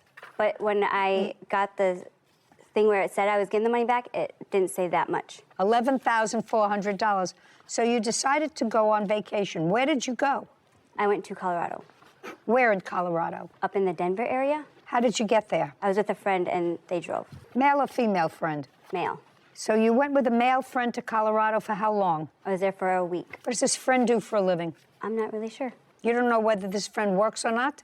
I met him last year, and I kept in contact with him throughout the whole year, and then we just got back in contact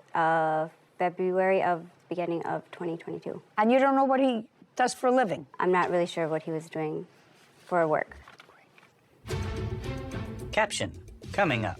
You have no right to give away any of her property, whether you think somebody deserves it more than she deserves it. That doesn't require an answer. I'm telling you what the rule is. Carmela smirks. A courthouse. The Judy Justice logo appears. In the courtroom, Alyssa, Jordan, and Carmela. Alyssa Bolio claims her brother, Jordan Thompson, and his girlfriend, Carmela Turturelli, owe for the value of her personal belongings. Okay, so you went away for a week, and according to what I read, you made arrangements with your friend, your brother's girlfriend, to take care of your two children, and you agreed to pay her $400 for the week. Yes. And then you went away for the week in April. Did you come back after a week? Yes, I did. On what date did you return? The Saturday right before Easter. Date? April 19th, Your Honor. And then what happened? I came home and I talked... April 19th? Yep, I came home on April 19th, and I talked to my brother and Carmela. I stayed at the house for a little while because my boys were not there when I got home. What a little while? I stayed at the house for maybe 2 hours and got all my stuff into the house, and my boys were not there.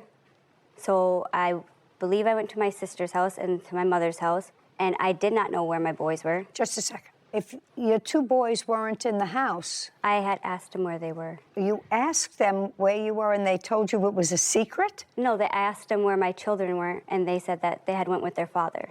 So you knew where they were? When I got home, I knew where they were. I didn't know that they had left previous to me arriving home. When you got home from being away with a new friend in Denver, and you said, where are my boys? Duh, where are my boys? They're with their dad. So you went to your sister and mother's house, and then what happened? And then the next morning, we left to the cities, and... The next morning? On Easter Sunday. On Easter Sunday, who's we? Me and the friend. What friend? My friend that I went to Denver with. So you went where? Minneapolis. How far a ride is that? 4-hour drive. You intend to stay over there? No. We were going to go visit some of his friends and then come back. But next thing I remember was waking up in the hospital. And I contacted my brother when I did. You have the hospital records? No, I do not. I contacted them. You have, just a second, you have an admission record? No. Do you have a bill from them? No, because I don't get billed. Of course you get bills. When you leave the hospital, they say either you owe us this amount of money, that's what you get when you're discharged from the hospital. You may not be able to get hospital records, but it would certainly be interesting, madam, for me to know what the next thing I knew after you were going with your friend to the cities to see some of his friends. You don't know anything until after you wake up in a hospital. Wouldn't you be concerned? As soon as I woke up, I contacted my brother. What date? I'm not sure. I don't remember exact dates. I mean, you have 3 children. What do you mean you don't know what date? I don't know the exact dates, but I did contact him as soon as I was able to, because I did not have my own phone. Don't you see how irresponsible this whole story is for a person who has 3 children? Yes. How totally irresponsible it is. And what is sad about it is you appear to be an intelligent person who just seems to go from one place to another based upon, well, I used to know him in Texas. I used to know him in Colorado. I used to know him here. I leave my 2 boys with Carmela. And we don't have no children, so we're taking care of her children while she's out running around doing work. I didn't ask you anything. Okay. I can actually visualize the picture, and sadly, so can you. What date did she finally contact you after she disappeared again? So a Thursday after Easter Sunday. Thursday after Easter Sunday, so that's the 21st of April. Is the Thursday after Easter this year. It was actually Monday, the 25th.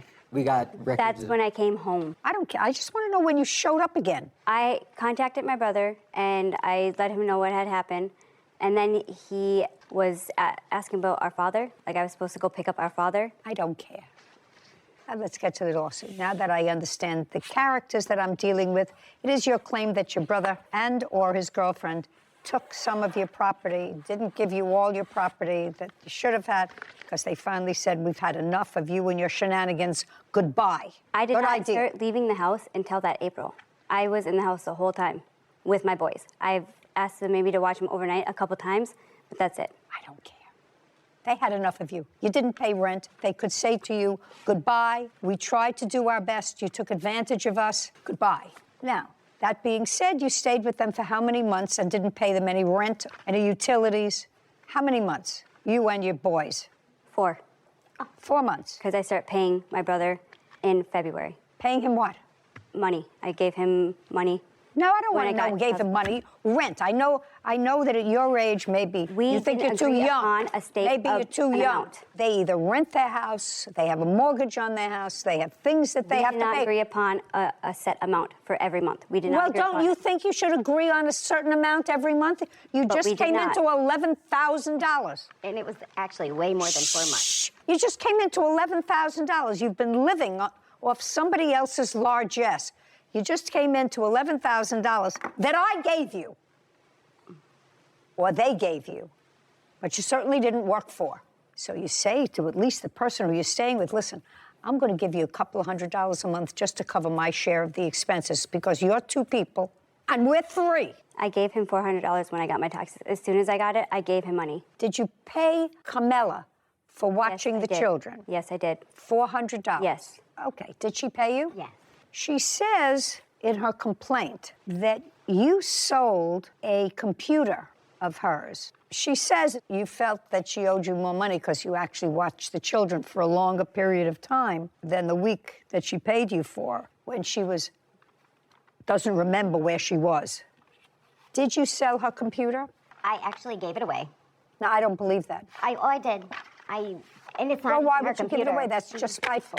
Because it was family, and... What do you mean it was family? It was family. I am not your family. I don't want you to speak. You have no right to give her things away. It wasn't hers, and I have proof right here. Whose was it? Who knows? I guess her friends. But that doesn't matter. It was in her possession. It was in our possession, actually. It was. She left it with us. When she left. I left it at the house. No.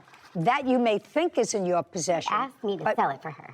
What? She even asked me to sell it for her. But it was not in Just your a second. possession. It was in my room. Madam. Yes. If she asked you to sell it for her, then you don't give it away.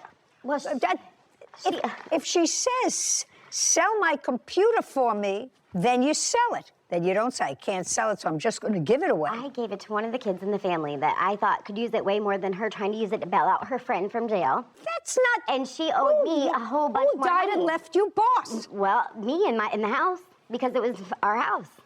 Can I ask you a question? Yes. You met her in a shelter. Yes. How long have you lived in that house that you're currently living in? August of 2018, to be exact. Before that, the lease was in my name. What part of I don't want to hear you? So you moved into his house? Yes. Right, so it's not your house. Well. It's his house. And since you're not his wife, you're his girlfriend, for now, you have no right to sell or give away any of her property. Whether you think somebody deserves it more than she deserves it, that doesn't require an answer. I'm telling you what the rule is. Oh. Caption coming up. You wanted them to sell your TV, jacket, and all of this is so that you can get him out of jail. Yes. Oh.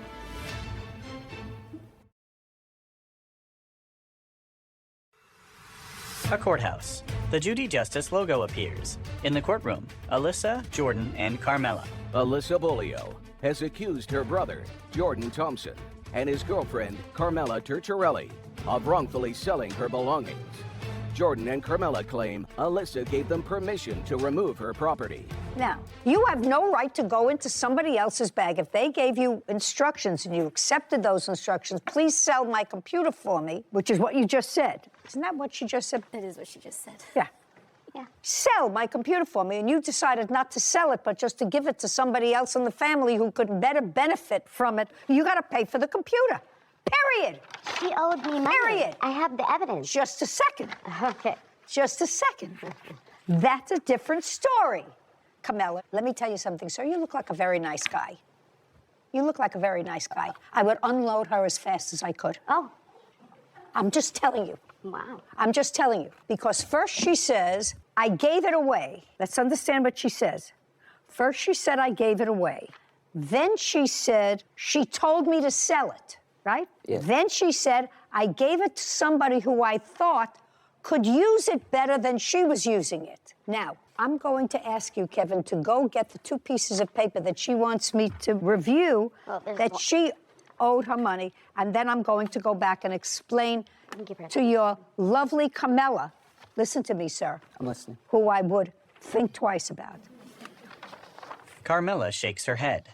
Judy reviews the document. Well, I don't see anything about a computer here.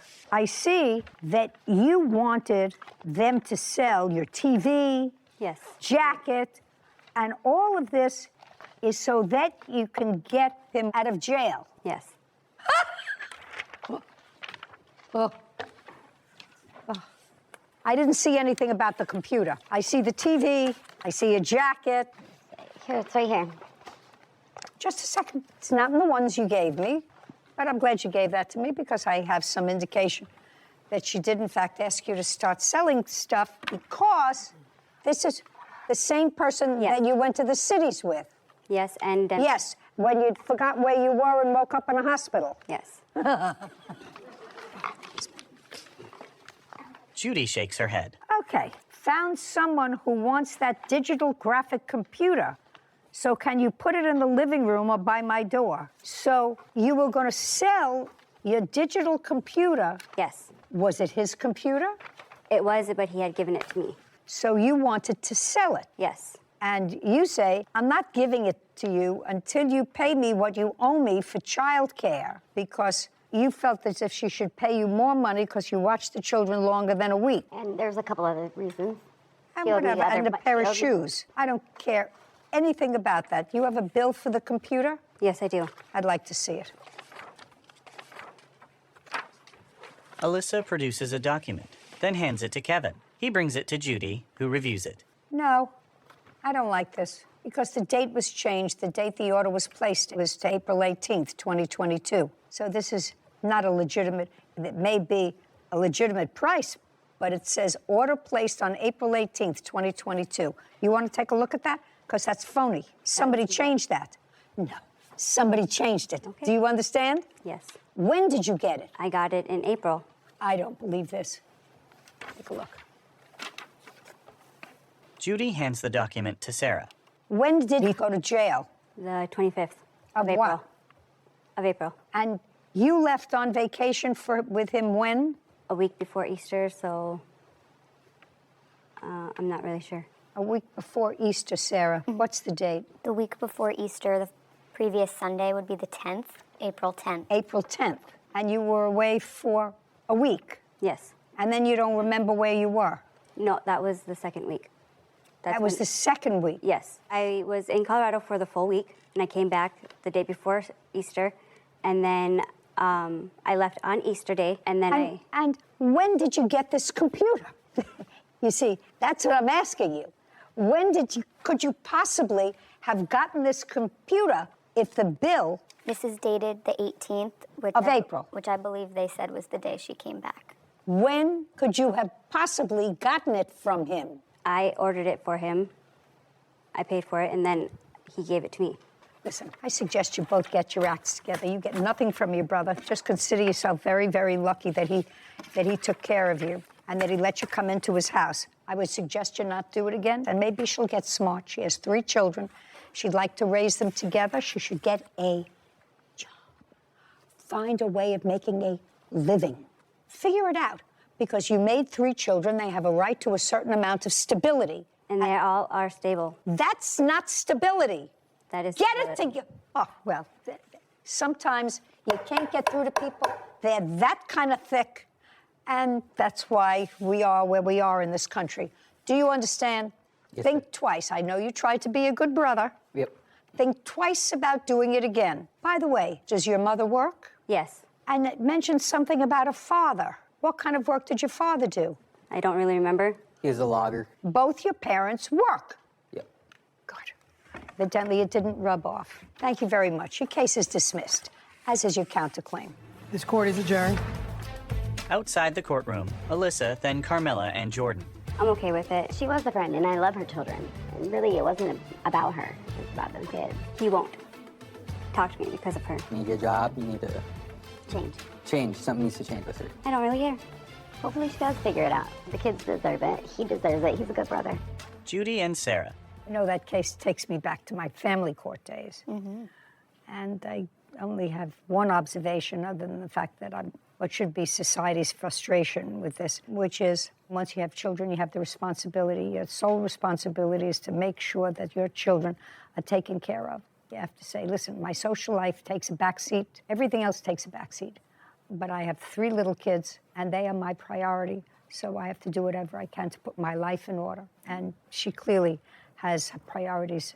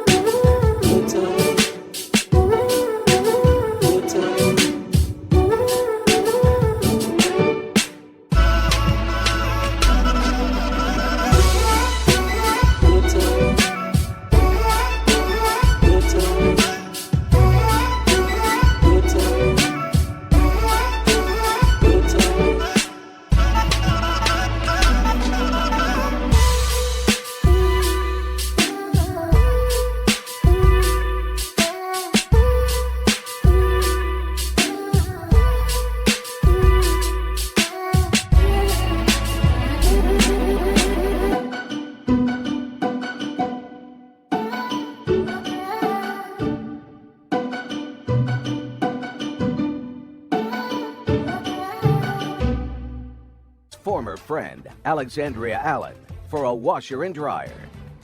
Court come to order. All rise. Have a seat, please. Kevin approaches the bench. Hello, Judge. Case number 2043, Pelletier versus Allen. Thank you. You're welcome. This young lady is a friend of yours. A former friend, correct. How friend? I met her from another mutual friend that I had, and we just formed a relationship together, just a friendship. Are you married? I'm not, I'm single. Any kids? No. And what about the defendant? She does have 2 kids, and she is married. Currently? Yes, currently married. Are you also friendly with her husband? Yeah, just friends. We were, yeah, before all this took place. So that all of you were friends? Yes, at one point, yes. Case is relatively simple. Miss Allen's washer and dryer stopped working. Correct. You had done some odds and ends things for her in the past. Yes, worked on her car and stuff. And did you find or did she find the used washer and dryer? She asked me for recommendations, and she found it on the selling app for used items. So you told her where she might look for it? Correct. And she found it on an app online? Correct. Okay. No, actually... Look at me. Okay. He made the recommendation to me. Did you go on the app yourself? No, I did not. So you never saw the washer and dryer? Well, is that what you're... Just a second. So what you're saying, I just want to be clear.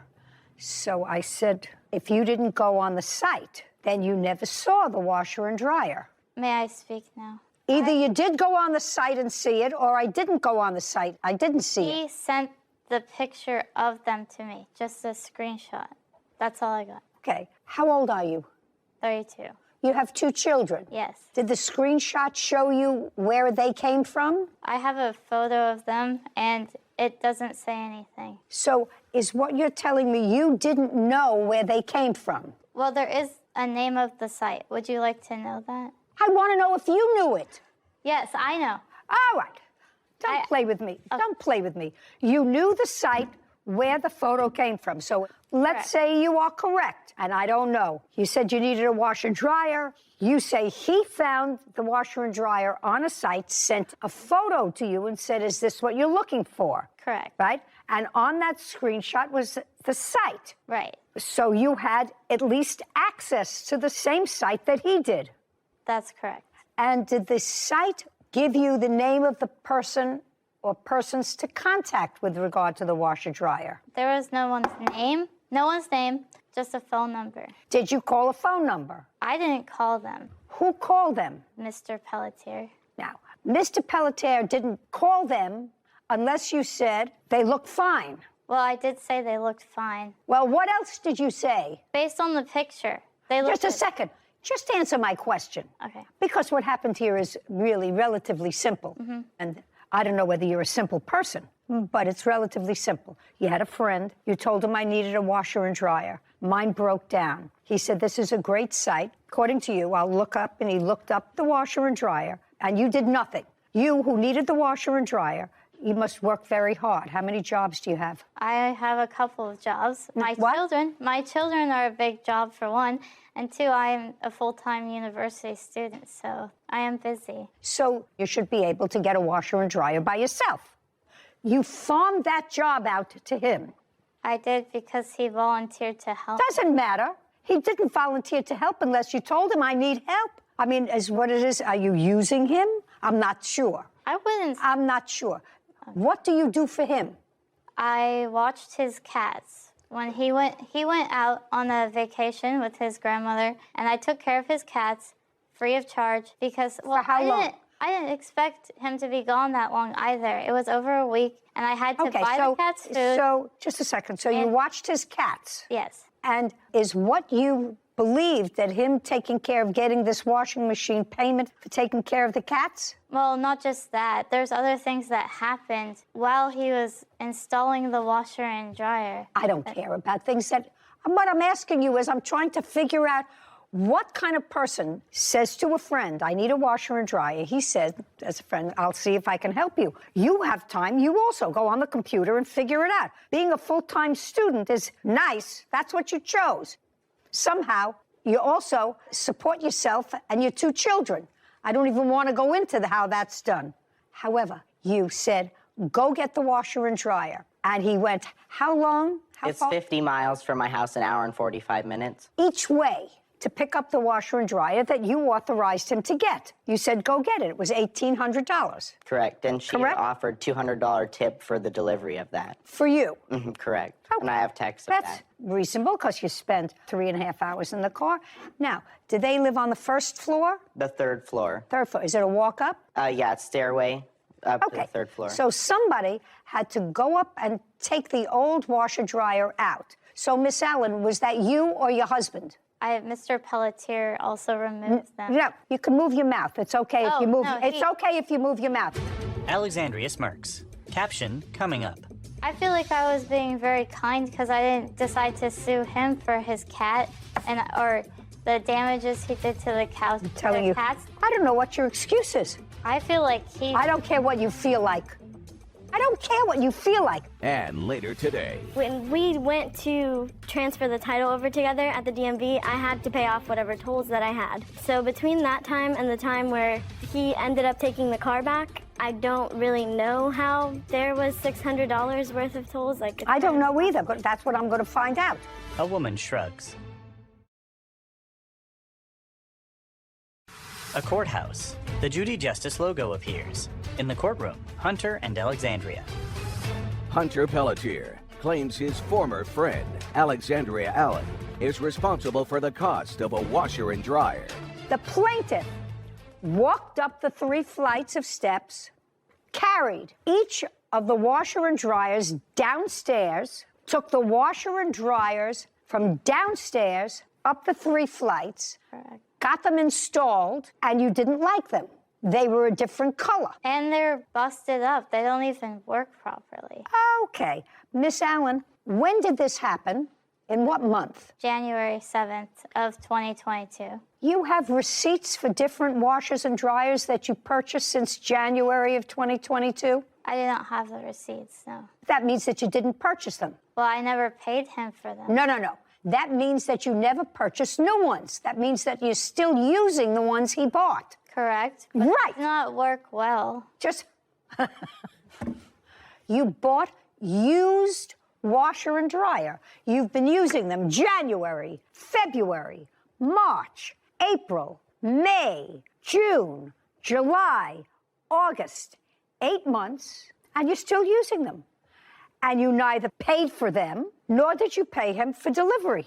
And I don't know what your excuse is. I feel like I don't care what you feel like. I don't care what you feel like. You made a contract with him to go and pick up washers and dryers, disconnect yours, take them out of your house, install these, lay out the money to pay for these, use them for 8 months, and not pay them because you weren't happy with them. I feel like I was being very kind because I didn't decide to sue him for his cat or the damages he did to the cows. I'm telling you, you should stay in school. How much did you pay for the washer and dryer? $1,800, and I took the money out of the bank. She had asked me because her ATM has a low limit, so I went into the branch of my own bank. That's what you're suing for $1,800. Yeah, I wanted to get the $200 if possible, but at this point, I just want the money for the machines.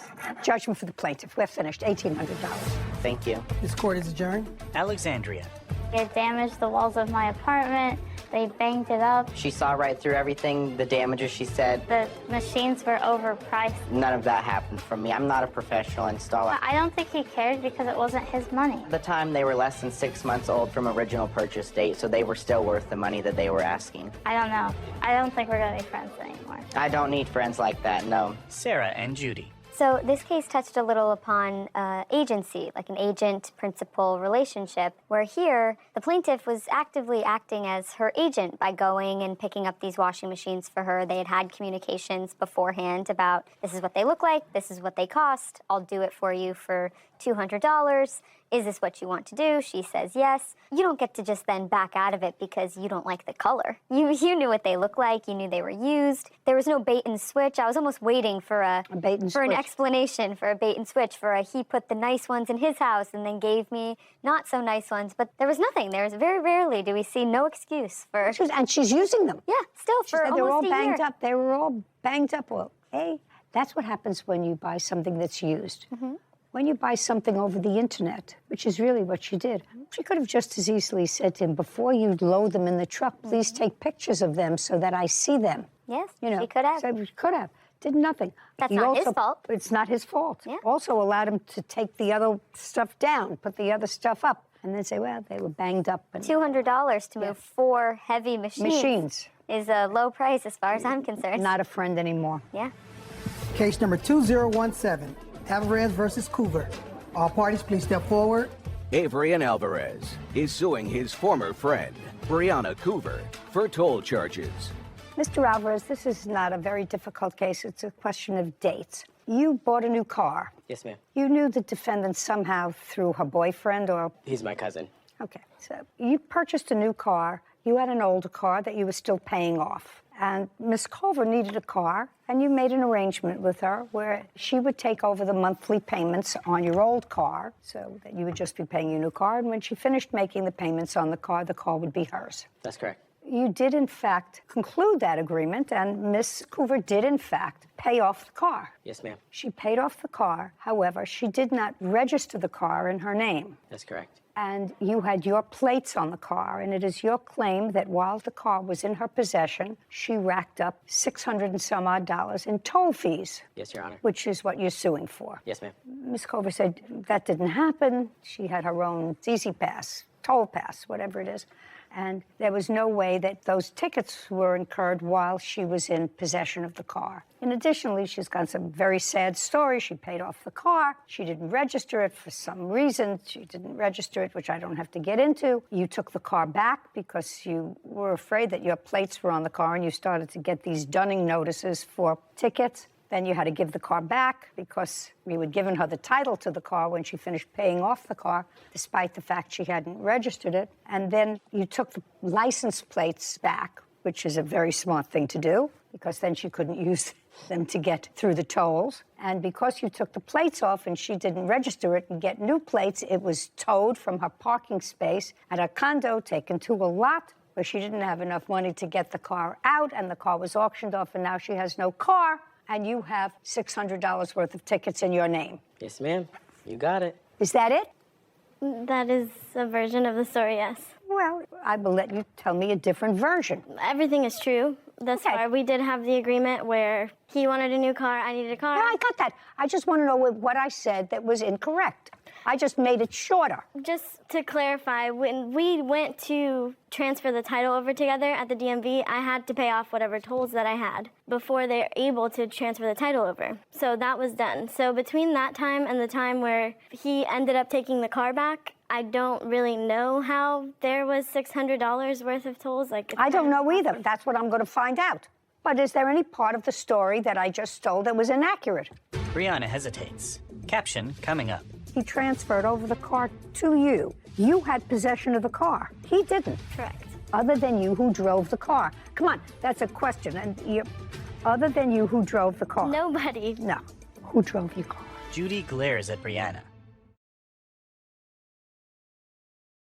A courthouse. The Judy Justice logo appears. In the courtroom, Avrian and Brianna. Avrian Alvarez claims his former friend, Brianna Coover, owes for toll charges. Brianna says she already paid for the toll charges.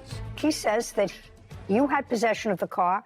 He got notification that there were tickets. You say that you didn't go through tolls. He said, I didn't have possession of the car.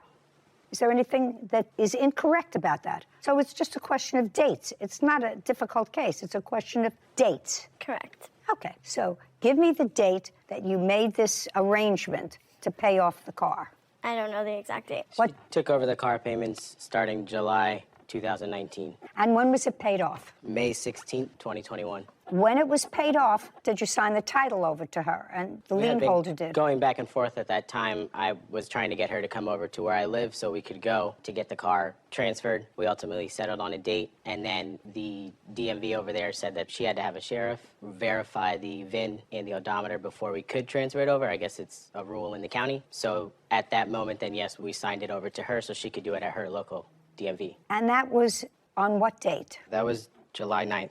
Now, between July of 2018 and July of 2021, did you ever drive that car? No, ma'am. When did you initially take the car back from her? I took the car back September 11th of 2021. And how long did you have the car when you took it back because of these tickets? I texted her on September 15th and told her that she could go pick the car up because I had found out that I Couldn't do that. Exactly. I There's should a keep my self-help for that. Correct. Okay, so you had the car between September 11th and September 15th. Yes, ma'am. Other than that period of time, did you ever drive the car?